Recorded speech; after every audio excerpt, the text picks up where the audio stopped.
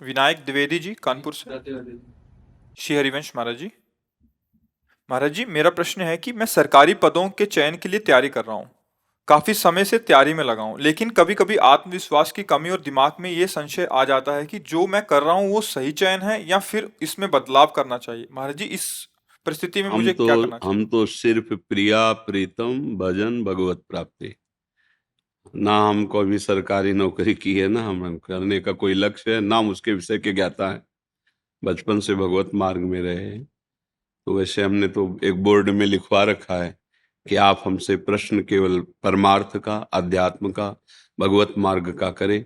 पर उसमें भी जब कोई गृहस्थी में अपनी समस्या का समाधान, तो उसे हम भागवतिक ही, तो हम इतना जरूर कहते हैं, उत्साह संपन्न मदीर्घ सूत्रम क्रिया विधिज्ञम विष्णे सुसक्तम सूरम कृतज्ञम दृढ़ सौहृदय से लक्ष्मी स्वयं याति निवास है। तो जगत की उन्नति के लिए कह रहे हैं ये श्लोक। जगत जागतिक ईश्वरी की प्राप्ति, चाहे नौकरी हो, चाहे व्यापार हो, चाहे किसानी हो, चाहे किसी भी का उत्साह संपन्न, कभी अपना उत्साह टूटने नहीं देना चाहिए। वो तभी नहीं टूटेगा जब भगवान का आश्रय होगा। कर तुम अकर तुम अन्यथा कर तुम सर्व समर्थ मेरे भगवान है। आज मैं यहां हारा हूं तो कल जीत जाऊंगा।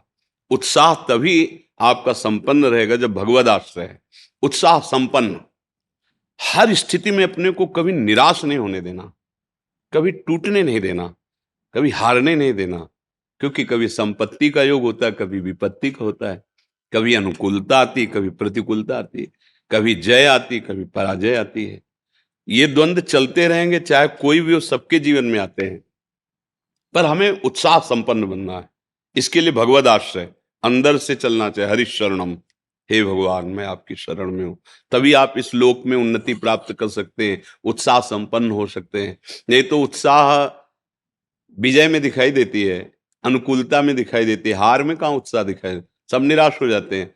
लेकिन वही शूरवीर है जो हार में भी निराशा ना आने दे और किसी भी कार्य को आगे के लिए न टाले, दीर्घ सूत्री न बने। इसलिए मदीर्घ सूत्रम अदीर्घ सूत्री, तत्काल जो कार्य हमें कल करने के लिए दिया गया है, भले संपन्न कल हो, लेकिन चिंतन के द्वारा हम पूरा आज ही कर लेते हैं कि ऐसे से ऐसे ऐसे ऐसे करना है। हम कार्य की सफलता का पूरा अपने दिमाग में बैठा लेते हैं चिंतन के द्वारा।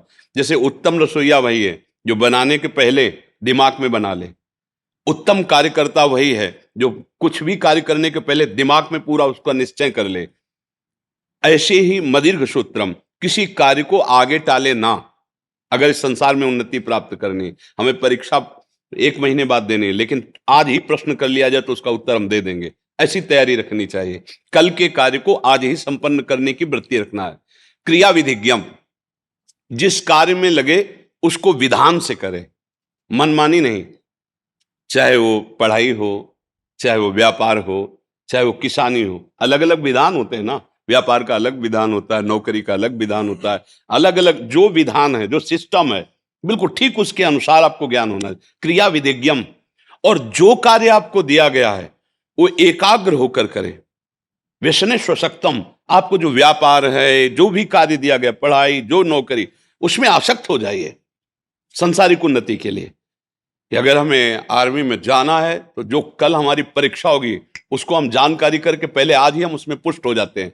अगर इतने किलोमीटर दौड़ना है तो 1 किलोमीटर और आगे की हम रफ्तार बढ़ा के रखते हैं। इतनी ऊंचाई तो इससे और ऊंचे, इतना अभ्यास। क्रिया विधिज्ञम विष्णे सुसक्तम शूरम, हृदय को सदैव बलवान रखे। हृदय में कभी दुर्बलता, नीचता हमारे हृदय को छू ना जाए। अगर हृदय बलवान रहेगा, आपका संकल्प दृढ़ रहेगा, आपका भाव दृढ़ रहेगा, तो पराजय भी आपकी विजय का हेतु बन जाएगी।